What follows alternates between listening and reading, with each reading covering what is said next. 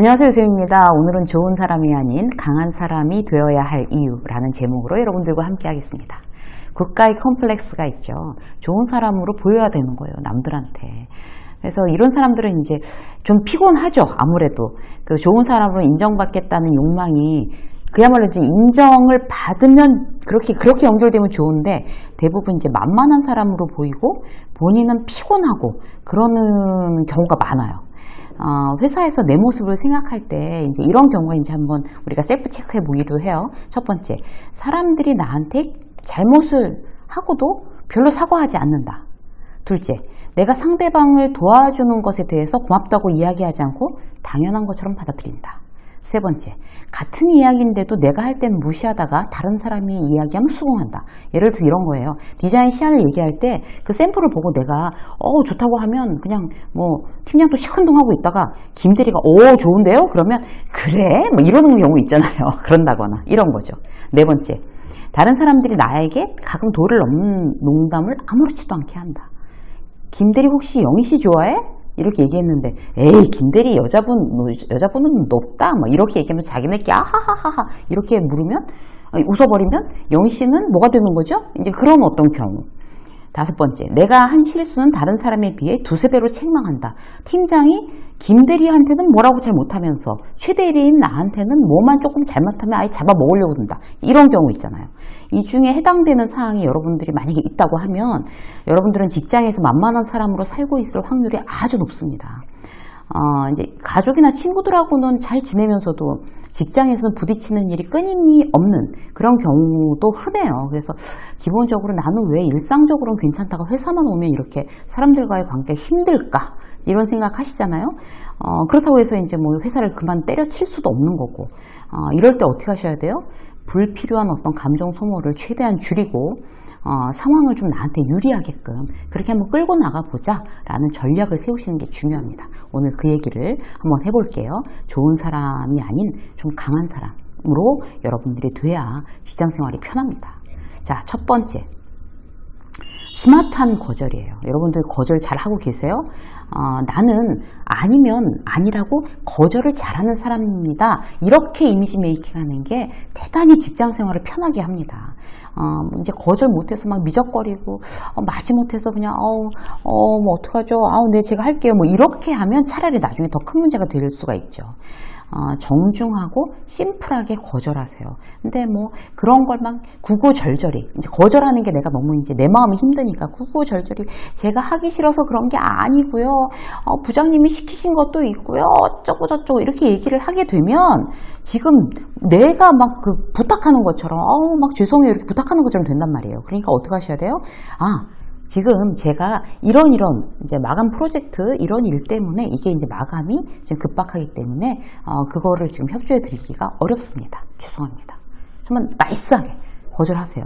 그리고 이제 그 어떤 직장인들이 서로 이제 동료에 대해서, 후배에 대해서, 선배에 대해서 지켜줬으면 하는 일들에 대해서는 이제 미리미리 명확하게 이야기하는 게 아주 중요하죠. 이제 내가 직장 상사예요. 근데 나는 직원들이 막 그렇게 그냥 출근 시간 땡 되면 막 뛰어 들어오는 게 너무너무 이제 막 스트레스 받는 거예요. 그러면은 미리 지켜줬으면 하는 얘기 미리 하는 거죠. 자, 최소한 출근 시간 10분 전에는 와서 컴퓨터 켜고 준비하고 출근 시간에는 뭐 커피 타러 왔다 갔다 하지 말고 제자리에 앉아서 일하는 거를 출근 시간부터 시작하는 걸 원칙으로 하겠습니다. 이렇게 명확하게 미리 이야기해 놓는 거, 이게 바로 내가 정말 그야말로 이제 남한테 휘둘리지 않고 내가 괴롭지 않고 어떤 이제 직원들 간에 잘 지낼 수 있는 방법이에요. 초반에 명확하게 이야기하세요. 스마트하게. 자, 두 번째, 습관적인 겸손은 금물입니다. 그 습관적으로 죄송합니다, 고맙습니다, 아이 괜찮습니다, 그런 말 굉장히 이제 좋은 사람으로 보이기 위한, 내가 좋은 사람으로 보이기 위해서 자주 쓰는 분들이 계세요. 회사에서는 자기만 힘들어지는 이야기입니다. 결제 받으러 가면서도 팀장님 죄송합니다만 이렇게 시작하시는 분들 계시잖아요. 그게 뭐 죄송할 일이에요. 결제 받는 일인데.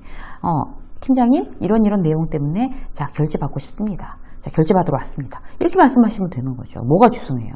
사람을 만만하게 여기게 하는 나쁜 태도입니다. 또 이제 그 다른 팀에서 약속을 해놓은 일을 제가 오늘 일이 있어서 자료 못 넘겨요 오늘 김대리 이렇게 아주 당당하게 얘기하면 거기다 대고 괜찮습니다 고맙습니다 이렇게 얘기하지 말라는 거예요. 그렇게 되면 자기가 이제 밀어놓고도 일을 제 시간에 처리하지 못했으면서도 뭐 당연하게 생각하고 나중에도 이제 또 그런 일이 비일비재하게 이제 벌어진다는 거죠. 표정도 마찬가지예요. 이제 화가 나면 그냥 얼굴에 딱 표를 내야 되는 순간이 있어요. 아니면 포커페이스를 유지해야 되는 순간이 있고 그걸 구분을 잘 하셔야 돼요. 예를 들어서 무례한 농담에는 정색을 하시는 거예요. 딱 아무리 이제 직장 선배라고 하더라도 저렇게 무례하게 나한테 얘기한 거에 대해서 하하하하 웃으면서 막 괜찮은 이제 속으로는 막 엄청 당황하면서 겉으로는 그냥 웃는 얼굴을 한다. 나중에 또 그럽니다. 그렇기 때문에 표정도 정확하게 이제 표현을 하시는 게 중요하죠. 그렇지만 이제 잘못한 업무에 대해서 굉장히 혼날 때 굉장히 불쾌한 표정 짓는다거나 그러는 건 안 되는 거죠. 자기가 잘못해놓고 뭘 잘했다고 거기서 막 굉장히 불쾌한 표정 짓겠어요. 정말 잘못했습니다 하는 표정으로 있어야 되는 거죠. 그래서 표정도 대단히 중요합니다. 이런 거 구분 못하면 직장생활이 이제 어려워지는 거죠. 자, 세 번째는요. 자기 마음을 명확하게 표현하는 게 중요해요. 그러니까 내 감정에 대해서 이제 정확하게 표현하지 않으면 만만해 보일 수 있습니다.